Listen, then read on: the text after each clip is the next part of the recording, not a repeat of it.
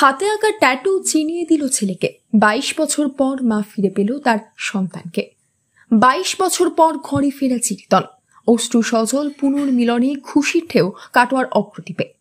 এক হারানো ছেলের ঘরে ফেরা যেন জীবন যুদ্ধে ক্লান্ত এক দম্পতির চোখে ফিরে আসা আলো। 22 বছর আগে সাইকেলে চেপে বাড়ি থেকে বেরিয়ে আর ফেরা হয়নি মানসিক ভারসাম্যহীন যুবক চিরিতন মণ্ডলের। বহু খোঁজাখুঁজির পরও যখন খোঁজ মেলেনি, তখন আশা ছেড়ে দিয়েছিলেন কাটোয়ার অগ্রদ্বীপের গোসাইপাড়ার বাসিন্দা পুলিশ মণ্ডল ও গোলাপী মণ্ডল। কিন্তু দীর্ঘ প্রতীক্ষার অবসান ঘটিয়ে গত বুধবার এক অলৌকিক ঘটনার মতো চিরিতনকে খুঁজে পাওয়া গেল কলকাতার এক মানসিক হাসপাতাল থেকে। হাসপাতাল কর্তৃপক্ষের ফোন পেয়ে পুলিশ মণ্ডল ছুটে যান পরিবারের 5 সদস্যকে নিয়ে।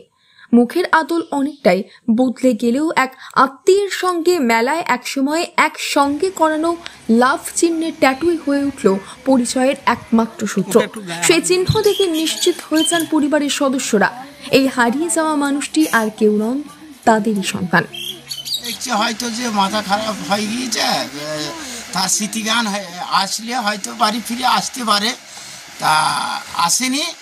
ইতিমাত্র কলকাতা থেকে ফোন করলো যে মানে উনি নাম ধাম সব কিছু বললো যে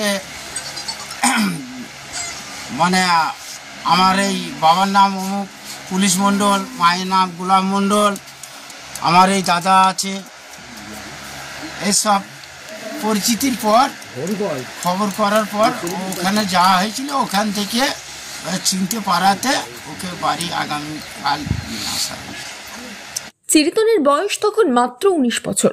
রাজস্থানের জয়পুরে সোনারূপার কাজ করতেন তিনি। 2000 সালের বন্যার পর ফিরে আসেন অগ্রদ্বীপে, কিন্তু 2004 সালের একদিন সকালে চুপচাপ সাইকেল নিয়ে বেরিয়ে যান। তারপর থেকেই শুরু হয় পিতামাতার অনন্ত খোঁজ।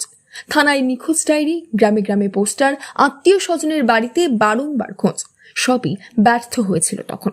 এরপর সন্তানকে খুঁজে না পাওয়ার যন্ত্রণা নিয়েই পার হয়ে গিয়েছে দীর্ঘ 22টা বছর। হঠাৎ করে বুধবার কলকাতার এক মানসিক হাসপাতাল থেকে যোগাযোগ করা হয় অগ্রদ্বীপের গোসাইপাড়ার পুলিশ মণ্ডলের বাড়িতে। জানানো হয় তার হারানো ছেলে চিরিতন মণ্ডল ভর্তি আছে সেই হাসপাতালে।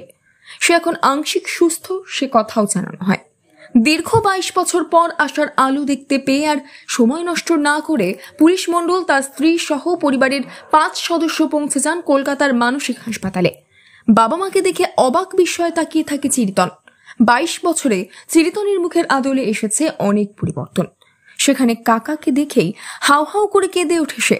এরপর চিরিতনের সম্পর্কে প্রতিবেশী সেই কাকা ডান হাতে আঁকা ট্যাটু লাভ চিহ্ন দেখেই চিনতে পারেন তাকে।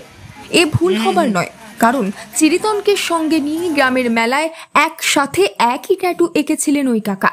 তারপরেই তারা হারিয়ে যাওয়া ছেলেকে আনন্দ করেই বাড়ি ফিরিয়ে নিয়ে আসেন। চিরিতনেরা 4 ভাই 2 বোন। বৃহস্পতিবার দুপুরে বিডিও ও স্থানীয় পুলিশ প্রশাসনের প্রতিনিধিরাও এসে পৌঁছান চিরিতনের বাড়িতে। ছেলেটি 22 বছর আগে মানে ওর মাথার একটু সমস্যা হয়। রাজস্থানে জয়পুরে কাজ করতো, সোনার উপর কাজ করতো, খুব ভালো কারিগর ছিল। সেই সময় মাথার সমস্যা হওয়ার জন্য ও হারিয়ে যায়।